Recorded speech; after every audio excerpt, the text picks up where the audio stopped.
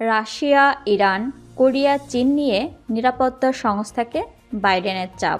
যুক্তরাষ্ট্রের নবনির্বাচিত president Donald ট্রাম্পের অভিষেকের আগেই রাশিয়া, ইরান, উত্তর কোরিয়া ও চীনের মধ্যকার ঝুঁকিপূর্ণ ও গভীর সম্পর্ক সামাল দিতে নতুন কৌশল নেয়ার জন্য যুক্তরাষ্ট্রের জাতীয় নিরাপত্তা সংস্থাগুলোকে চাপ দিচ্ছেন প্রেসিডেন্ট জো বাইডেন। মার্কিন কর্মকর্তারা একথা জানিয়েছেন। ইউক্রেনেই রাশিয়ার যুদ্ধে ইরানের সহায়তার বিনিময়ে তেহরানকে যুদ্ধবিমান, ক্ষেপণাস্ত্র প্রতিরক্ষা এবং মহাকাশ প্রযুক্তি সহায়তা দিচ্ছে মস্কো।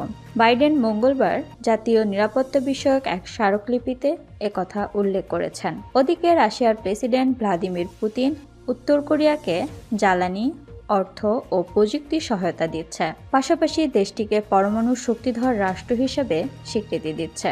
মার্কিন প্রশাসন বলছে আর্কটিক অঞ্চলে চীনের সঙ্গে যৌথ টহল চালাচ্ছে রাশিয়া। তবে রাশিয়া, চীন, ইরান ও উত্তর কোরিয়া অতীতে একই ধরনের মূল্যায়নের বিরোধিতা করেছে। ওয়াশিংটনের বিরুদ্ধে অস্থিতিশীল আচরণের অভিযোগ করেছে তারা। বাইডেনের নতুন স্মারকলিপিতে যুক্তরাষ্ট্র সরকারের বিভিন্ন শাখাকে ইউরোপ ও এশিয়া জুড়ে বিস্তৃত এই 4টি দেশের সঙ্গে জড়িত বিষয়গুলোতে আরও ভালোভাবে মনোনিবেশ করার জন্য আঞ্চলিক গোষ্ঠীগুলোকে পুনর্গঠন করার নির্দেশ দেওয়া হয়েছে। তবে যুক্তরাষ্ট্রের নবনির্বাচিত প্রেসিডেন্ট ডোনাল্ড ট্রাম্প আগামী 20 জানুয়ারি দায়িত্ব নেওয়ার পর এই নথিতে উল্লেখিত কৌশল ও নীতি পরামর্শগুলো বাস্তবায়ন করতে পারেন কিংবা পুরোপুরি প্রত্যাখ্যানও করতে পারেন। নাম প্রকাশে অনিচ্ছুক ঊর্ধ্বতন এক প্রশাসনিক কর্মকর্তা রয়টার্সকে বলেছেন, নতুন প্রশাসন যখন দেখবে তখন আমরা মনে হয় না তারা এটাতে তাদেরকে নিয়মকানুনের বেড়াজালে বাধা হচ্ছে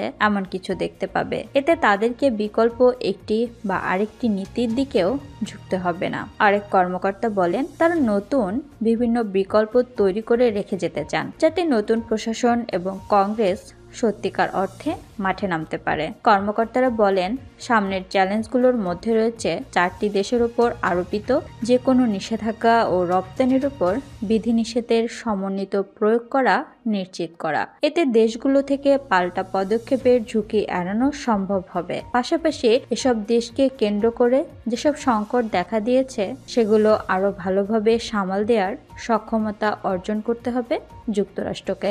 এক কর্মকর্তা বলেন, আমরা এখন এমন একটি বিশ্বে রয়েছে যেখানে আমাদের প্রতিদ্বন্দ্বী ও প্রতিপক্ষরা একে অপরের কাছ থেকে খুব দ্রুত কৌশল রপ্ত করে নিচ্ছে। অন্য একজন কর্মকর্তা বলেছেন, তবে সহযোগিতা করার ক্ষেত্রে এই 4 দেশের সীমাবদ্ধতা রয়েছে। যেমন রাশিয়া ও ইরান তাদের মিত্রদের সিরিয়ার প্রাক্তন প্রেসিডেন্ট বাশার আল আসাদকে সহায়তা করতে ব্যর্থ হয়েছে। গত সপ্তাহে তাকে ক্ষমতাচ্যুত করেছে বিদ্রোহীরা।